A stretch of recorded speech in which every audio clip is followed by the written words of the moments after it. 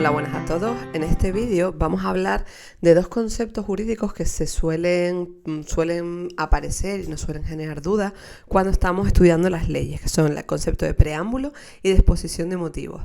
Realmente, a nivel legal, no hay una distinción específica recogida en ningún lado, ¿vale? Sino que es una cuestión más de técnica normativa, de costumbres y de regulación. Entonces, le voy a explicar, por una parte, la distinción usual y, por otra parte, dónde se hace referencia a normativa a estas cuestiones para que ustedes también puedan sacar sus propias conclusiones y también veremos algunos ejemplos. Cuando hablamos de preámbulo, tanto el preámbulo como la exposición de motivos son apartados previos a la norma, ¿vale? El objetivo de los dos, es el mismo, es decir, es concretar cuál es el porqué de esa norma, ¿vale? Normalmente es el porqué o los antecedentes o el qué me ha llevado ahí. Yo creo que se puede resumir bastante bien con el qué me ha llevado hasta aquí, ¿vale? Para hacer esta norma, qué me ha llevado a mi legislador. Entonces, cuando hablamos de preámbulo, solemos pensar en el preámbulo de la Constitución Española. ¿Por qué? Porque, bueno, la Constitución Española es nuestra norma suprema y, por tanto, pues es lo primero que tenemos que tener presente. El preámbulo de la Constitución Española destaca porque es la única parte de la Constitución Española que no tiene aplicabilidad directa. ¿Eso qué significa? Que tú puedes exigir ante los tribunales cualquier parte de la Constitución porque es susceptible de aplicación directa y práctica, mientras que el preámbulo no.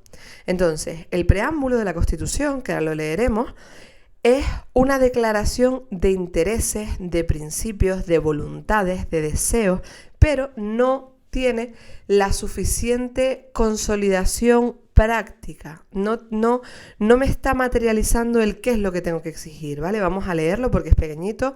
La nación española, deseando, fíjense qué verbo cargado de tanta connotación subjetiva, desear, deseando establecer la justicia, la libertad y la seguridad y promover el bien en cuantos la integran, en uso de su soberanía, proclama su voluntad, desear, voluntad, palabras subjetivas, deseo, voluntad, de garantizar. Fíjense que lo que proclama es la voluntad de, no dice garantiza, no, proclama la voluntad de garantizar la convivencia democrática dentro de la Constitución y de las leyes conforme a un orden económico y social justo, consolidar, pero volvemos, antes me ha dicho proclama su voluntad de consolidar, no es consolida, no, voluntad de consolidar un Estado de Derecho que asegure el imperio de la ley como expresión de la voluntad popular.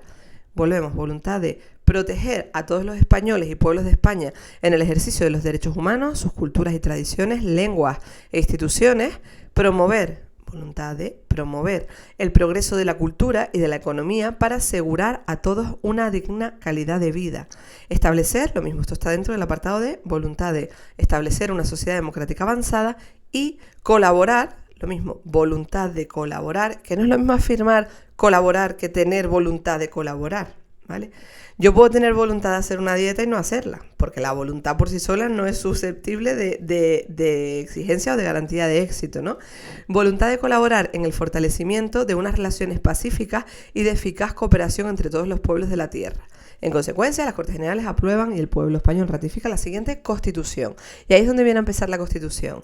Fíjense que estamos hablando de términos como deseo, voluntad, de forma que son bastante subjetivos y carentes de esa aplicación práctica tan concreta, ¿vale? Entonces, tradicionalmente se hace esa distinción de preámbulo y exposición de motivos, como que la exposición de motivos ya luego es más objetiva, ya tiene apartados concretos donde te dice, pues por ejemplo, mira, esta norma se dicta porque la Unión Europea dictó X directiva, nos da un plazo para transponerlo de X y esta norma obedece a ese porque, o esta norma o esta reforma del Código Penal se dicta porque, dados los estudios tal, ha aumentado la criminalidad en tal delito y por tanto vamos a reformarlo para, es decir, la exposición de motivos busca darme el por qué estoy llegando hasta ahí. Se suele meter también en los antecedentes, en la estructura, ¿vale? Pero se suele caracterizar por cuestiones un poquito más objetivas. Esto es una explicación inicial, pero ahora vamos a hacer captura de pantalla porque les quiero enseñar otros análisis que ha hecho la doctrina sobre estos conceptos y sobre todo a nivel manual técnica legislativa, qué es lo que se dice, ¿vale? O sea que pasamos a grabación de pantalla. Bueno, vamos a fijarnos en una cosa. Aquí estoy en el reglamento, no ven todo porque tengo un poquito comida la pantalla, pero estoy dentro del reglamento del Congreso de los Diputados, ¿vale? ¿Por qué?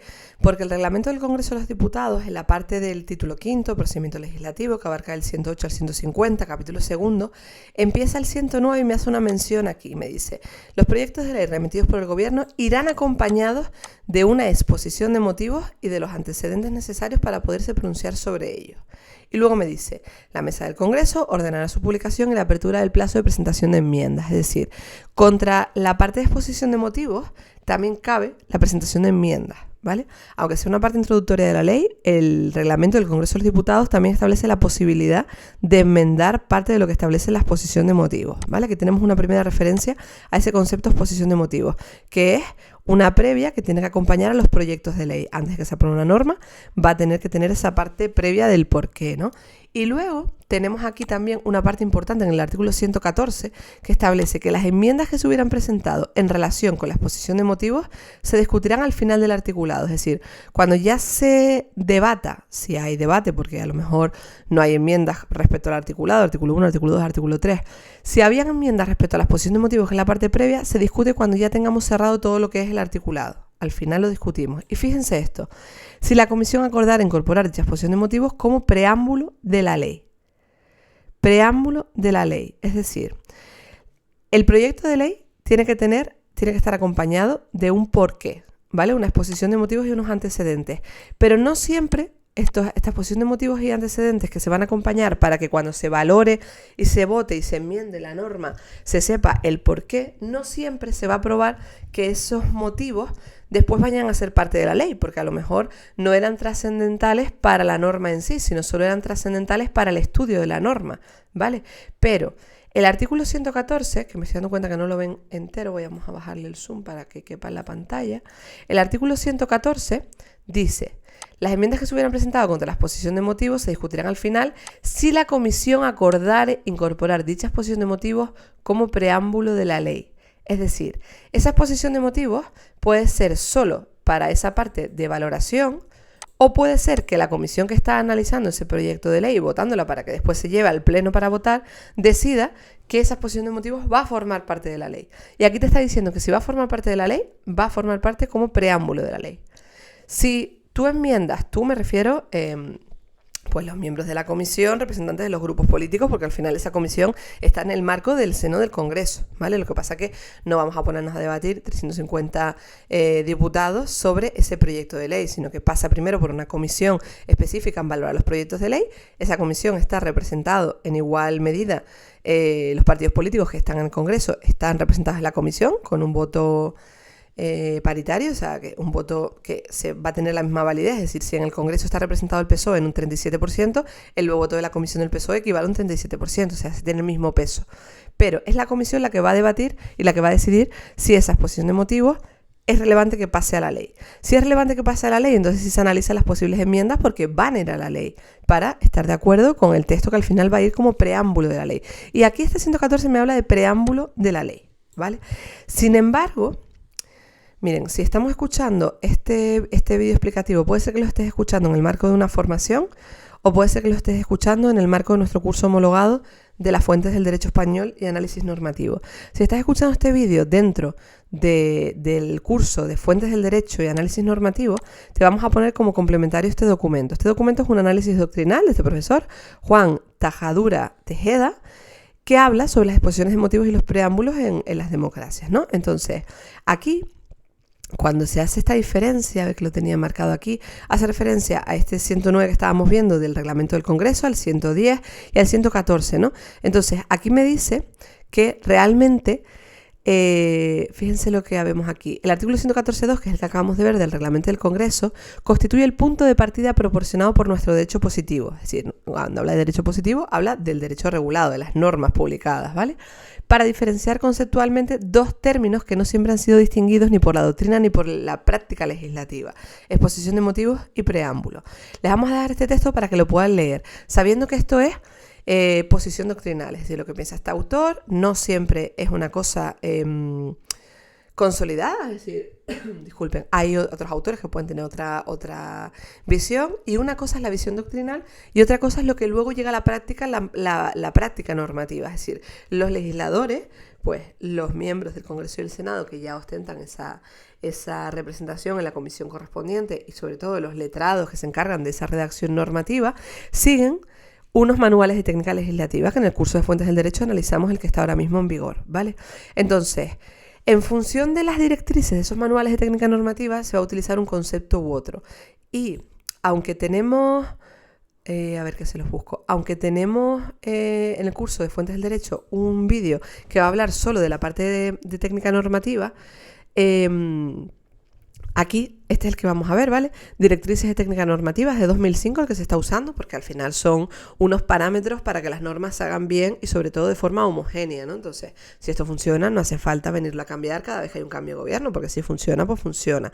En el momento que se detecte que algo no funciona, pues se reformará estas directrices de técnica normativa. Entonces, estas directrices de técnica normativa, que ya les digo que las analizamos en un vídeo de la parte de técnicas del derecho, si yo hago un control buscar a la parte de exposición de motivos, fíjense, en este marco donde estamos hablando de la parte expositiva de las leyes, ¿vale? Sobre todo estructuras de anteproyectos de ley, es decir, lo previo a que sea una ley, proyectos de real decreto y de decreto legislativo, es decir, proyectos de normas con rango de ley.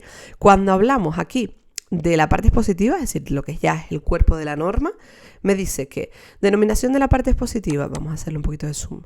En los anteproyectos de ley, la parte expositiva, es decir, la parte previa, se denominará exposición de motivos y se insertará así en el texto correspondiente, exposición de motivos, centrado en el texto, mayúscula y centrado. Fíjense que estos manuales son técnica legislativa, me va a dar el formato, por así decirlo, ¿vale?